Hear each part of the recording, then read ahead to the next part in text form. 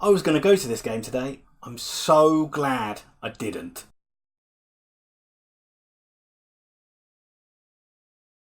Hello everybody and welcome back to Very Biased Opinions. It's time for another review of another Oxford United game. Today, the U's travelled away to Peterborough. After the drama of the FA Cup replay against Newcastle, the U's were back in league action against Peterborough. Let's have a look at some team news. Predictable 3 changes for Oxford United. Massinio came back in instead of Moore, Taylor came back in instead of Mackie, and James Henry came back in instead of Holland. About as strong as Oxford probably could name, really. I mean, you're just worried about the tiredness going into this one. Peterborough's side looks formidable. They've got excellent players all the way through, and they've been in excellent form. And the biggest thing about Peterborough is they score so many goals. They've been beating everybody. They've been beating a lot of the top sides, and not only beating them, they're scoring goals for fun. Pretty much like they've done all season, apart from a little blip a few weeks back where they went 2 or 3 games without a goal. Tony scored something like 20 goals. Isa's scored a ton of goals. They had Maddison, he's gone. They've replaced him with Smodics. He started scoring goals. And they've got talented players like Dembele. It's an excellent side. It's going to be a tough game. So, of course, do have 2 wins over Peterborough this season. If you remember way back in August, we got back-to-back 1-0 wins. I think they were the second or the third game of the season, with Cam Brannigan scoring the only goal in both of those games.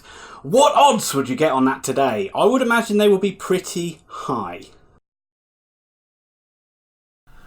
Whew.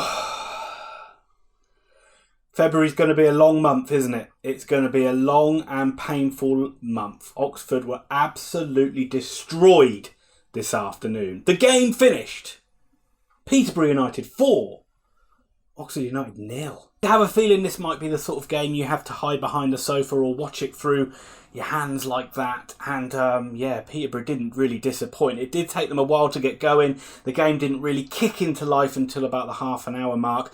Both sides played okay. It wasn't a bad game. It's just lacking the bit of quality. Oxford certainly tried to get a few through balls in behind, and the final pass seemed to just be overhit every time. Peterborough's shooting was a bit wayward. However, once Peterborough took the lead, oh God, you really just felt there was only going to be one winner in this one. A lot of the chances Peterborough created early in the game seemed to come from Oxford's mistake. In fact, that seemed to happen all the way through the first half. And this is where the first goal came from. It was Dembele. Brannigan played a poor pass. Smodics got on the ball. He was phenomenal all afternoon, I must say. I mean, God. If ever a side needs a striker, Oxford, why did we not go and get this guy? He played in Dembele. There was talks about him being offside. If you watch it back, I think he's just about level. It's one of those ones where you'd certainly be hoping that the linesman gives the forward a benefit of the doubt. He did, much to Oxford's annoyance, and he scored, and it was 1-0. If you thought Oxford were unlucky then, we did get some huge slices of luck to keep it at 1-0. It looked like Massinio fouled Smodics when he went clean through. Would have been a red card if it was given, but the referee said no deal. Then Peterborough had 3 shots cleared off the line. First by Long and then by Goran twice. And it was just backs to the wall. Hopefully we could just get in 1-0 down at half time. And then Robinson can readjust everything and hopefully we'll have a stronger second half. But that was not the case. That was not the case in this one. Peterborough took over in the second half. Oxford just never got going. I'm not sure of its tiredness.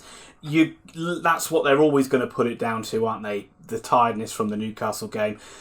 But this was a woeful second half against a really strong side, and Peterborough just took full advantage of it. It actually got a little bit embarrassing in the end. Right away at the second half, Tony made Eastwood make a good save, and it just looked like a matter of time before they're going to get the second goal. And indeed they did, and it was that man, Ivan Toney, who scored something like his 700th goal this season, or something like that. I cannot believe nobody from a higher league came in for him, if I'm being totally honest. But he made it 2-0. It actually was a wonderful goal. It came from an Oxford corner, I think, and Peterborough have a pretty good counter-attack.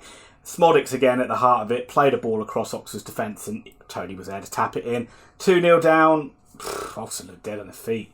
Oh God, this could get ugly. And it certainly did get ugly. First of all, it got ugly on the pitch for Peterborough when they went down to 10 men. Marcus Brown, who seemed to be kicked all afternoon, was eventually kicked one One time too many by Thompson, who received his second yellow card, and he was sent off. As he walked off, I think he kicked a water bottle into the general vicinity of our dugout, which caused a big sort of pushing match on the sideline, or something of nothing really. But Peterborough down to 10 men. Was this Oxford's time to come back into this game and have a late rally like we did against Newcastle? No, of course it wasn't. No, it only meant that Peterborough could go and score 2 more goals. The first of which was from Tony again. He won a free kick on the edge of the box. It was taken in low.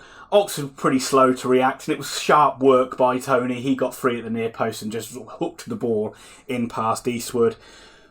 Can you bloody believe that? I mean, come on. I mean, you're down to 10 men. You would expect that's Oxford's time to attack, and then they're the ones who go and score a goal. This was probably the worst performance and certainly result of the season. So it's just a matter of trying to get to full time now without any more damage. Maybe we can nick a goal. And then the referees and the linesmen didn't show any mercy on Oxford United because they put up 9 effing minutes of injury time. What the hell? What the hell? And it was Peterborough who scored again. Of course it was Peterborough. It wouldn't be Oxford with a last minute goal, would it? It was Peterborough who made it 4-0. A really good strike by Knight, which just put the icing on the cake for Peterborough United. Their fine form continues. Well done to them. They fully deserved it. They looked every bit a championship side today against Oxford, who looked like a lower level League One side. So where do we go from here? We move on to Tuesday night to Burton Albion away, and again that's a game you look at that looks extremely tough now. Following on from that, I know we've got Sunderland and Ipswich to play. These players aren't going to get a break, and they look dead on their feet already at the start of February. This is everything we feared going right back to the transfer deadline when we didn't get any players in. You've got certain areas of the squad now that I'm looking at people like, we're not even talking about people like Ruffles, who are probably going to have to play every single minute of these next 9 games because we've got no one to replace him at left back. I mean, how Oxford's board has let this happen is a disgrace. And I don't even want to think about where we're going to be at the end of February, because at the moment it isn't looking good. So it's really frustrating, and I know a lot of that, what I've just said, is knee-jerk reactions after just witnessing a really poor result. But I am generally worried. You can't help but just think at the moment that this could be the end of the season. I hope it's not. I really, really do. Robinson has done a good job this season, and the team has done well as well. Let's not forget that. A few good, bad results shouldn't wash out the good stuff that has come before it. So we do move on to Tuesday night, and that will wrap it up for this review. This will be one, let's just forget about it and move on as quickly as we possibly can. I hope you enjoyed this review. If you did, please give it a like. And if you like the content on the channel, think about subscribing. And if you subscribe, hit that notify bell so you don't miss out on future videos. I'll be back very soon for another review. And remember, if you're looking for detailed football analysis, you're probably in the wrong place.